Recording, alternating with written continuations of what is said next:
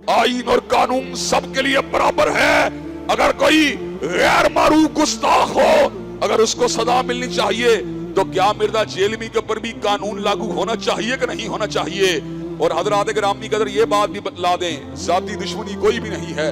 कई लोगों ने मुझसे राब्ता किया मावराए अदालत इक़दामात के लिए। मैंने कहा इख्तिलाफात तो हैं, लेकिन मावराए अदालत इक़दामात की कभी भी हिमायत नहीं कर सकते। हर शख्स को डांटा, हर शख्स को रोका, अदब से रहो, तमीज से रहो, दायरे कार में रहो। अल्लाह के फजल करम से कानून और अदालतों का रास्ता मौजूद है। अदालत और कवानीन के जरिए इंशाअल्लाह तुझे उम्र कैद की सजा दिलवा के छोड़ेंगे। इंशाअल्लाह तुझे जेल की सजाओं के पीछे पहुंचाया जाएगा। और तेरी गुस्ताहाना जो अल्फाज और तेरे जो बकवासियात हैं, उनके ऊपर पटा तुझे डाला जाएगा। क्या तू मुआशरे के अंदर इस बकवासियात का दरवाजा खोलना चाहता है कि मुहर्रम के अंदर जो उठे हजरत आयशा को गाली दे, हजरत तलहा को गाली दे, जुबैर इब्ने अवाम को गाली दे, उन्हें जहन्नमी कहे, उन्हें बागी कहे, अमीर मुआविया को गाली दे? फिर क्या होगा?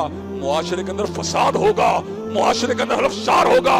उस हलफशार की बुनियाद डालने वाला ये मिर्जा जेलमी जो बकाए बाहमी को कुचल रहा है, जो मुआशरे के अंदर अमनो अमान का दुश्मन है, जो मुआशरे के अंदर फसाद को पैदा करना चाहता है, इंशाअल्लाह इसको पटा डाल के छोड़ेंगे, इसको लगाम डाल के छोड़ेंगे और इंशाअल्लाह इसको जेल के अंदर पहुंचा के छोड़ेंगे। दुख और तासुब का मुकाम ये है, एक राफजी एक अरसे से सुन्नी मुसलमान बनकर जेहलम के अंदर बैठकर सहाबाए किराम रिज़वानुल्लाह अलैहिम अजमाइन के नाम के ऊपर गलत किस्म के इल्जामात लगाता और उनकी जातों की करैक्टर असैसिनेशन के अंदर मसरूफ रहता।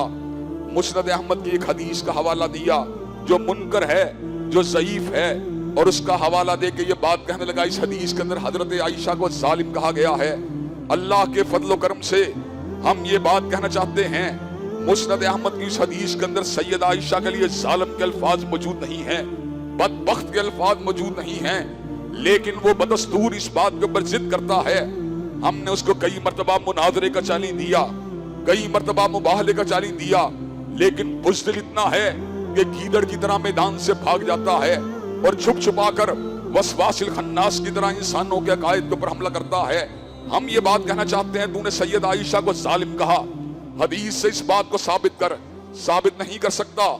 हजरत हसन सैयदना रसूलुल्लाह के साथ आपके मिंबर मुबारक के ऊपर मौजूद थे, हजरत रसूलुल्लाह के पहलुए मुबारक में बैठे हुए थे।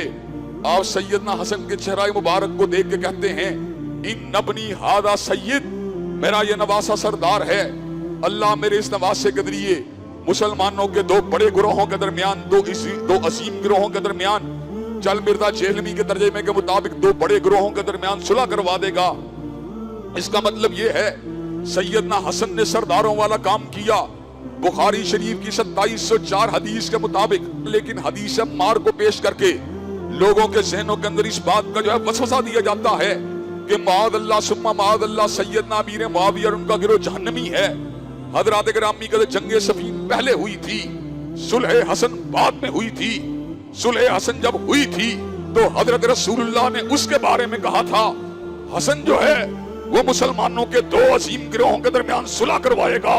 गोया के जंग से गुजर जाने के बाद भी जिस वक्त सैयदना हसन ने सैयदना अमीर मुआविया के सुपुर्द उम्मत के मामलात को कर दिया, उस वक्त भी सैयदना अमीर मुआविया का गिरोह उसी तरह मुसलमान था जिस तरह उनके मध्य मुकाबिल गिरोह मुसलमान था। आज से कई बरस कबल मिर्जा जेलमी ने खुद इस बात का इतराफ किया था कि सैयदना हसन ने सैयदना अमीर मुआविया के हाथ के ऊपर बैत करके गोया के सैयदना अमीर मुआविया की तौसीक की थी। और आज के दिन जो सैयदना अमीर मुआविया को माअल्लाह जहन्नमी साबित करना चाहता है, उसको कल कयामत के दिन अल्लाह के अज़ाब से डरना चाहिए। अल्लाह का रसूल तो उनको मुसलमान कहे और अल्लाह तबारक व तआला व इन ताइफताने मिनल मोमिनीन इक्ततलू के तहत अल्लाह उनको मोमिन कहे, तो हम कौन होते हैं उनके बारे में लबकुशाई करने वाले। अल्लाह ने कुरान मजीद में 3 जमातों का जिक्र किया। एक जमात मुहाजिरीन की जमात है, एक जमात अंसारियों की जमात है। मुहाजिर वो जिन्होंने अपने घर बार को अल्लाह की रिज़ा के लिए छोड़ा, और अंसारी वो जिन्होंने अपने पास आने वालों के लिए अपने घर बार के दरवाजों को खोला। उनके दुनिया से चले जाने के बाद आने वाले मोमिन जिनके अंदर ताबईन भी शामिल हैं, तबा ताबईन भी शामिल हैं, اور آج تک کے مسلمان بھی شامل ہیں، ان کا قول کیا ہونا چاہیے؟ والذین جاؤ من بعدہم، جو ان کے بعد آئے وہ کیا کہتے ہیں؟ یقولون، وہ الفاظ بولتے ہیں، ربنا اغفر لنا، اللہ ہمیں بھی معاف کر دے، ولی اخواننا الذین سبقونا بالایمان، اور ان کو بھی معاف کر دے جو دنیا میں ہم سے قبل ایمان سے اوپر رخصت ہوئے، ولا تجعل فی قلوبنا غلا للذین آمنوا، اور ہمارے دلوں کے اندر ہم سے پہلے چلے جانے والے مومنوں کے بارے میں کینے کو پیدا نہ کر، ربنا انک رؤوف الرحیم، اللہ ہم تجھے رؤوف بھی سمجھتے ہیں، ہمارے پروردگار تو رحیم بھی ہے۔ گویا کہ اللہ نے ہمیں سمجھایا کہ حضرت علی اور معاویہ کے بارے میں بغض مت رکھنا، مشاجرات صحابہ کے باوجود بھی سیدہ صدیقہ، سیدنا طلحہ بن عبید اللہ، سیدنا زبیر بن عوام اور سیدنا علی کے لشکر کے بارے میں بغض نہ رکھنا۔ اور جو شخص حضور کے کسی ساتھی کی ذات اقدس پہ حملہ کرے گا، اللہ کے فضل و کرم سے اس کو جیل کی صلاحوں کے پیچھے پہنچا کے چھوڑیں گے۔ کیا مرزا جہلمی کو جیل کی صلاحوں کے پیچھے ہونا چاہیے کہ نہیں ہونا چاہیے؟ کیا مرزا جہلمی کو قرار واقعی سزا ملنی چاہیے کہ نہیں ملنی چاہیے؟ اور مرزا جہلمی تو نے اہل حدیث کو گالی دی، تو نے کہا وہابیو منحوسو، وہابیو بغیر تو، وہابیو خنزیر کا گوشت کھانے والو۔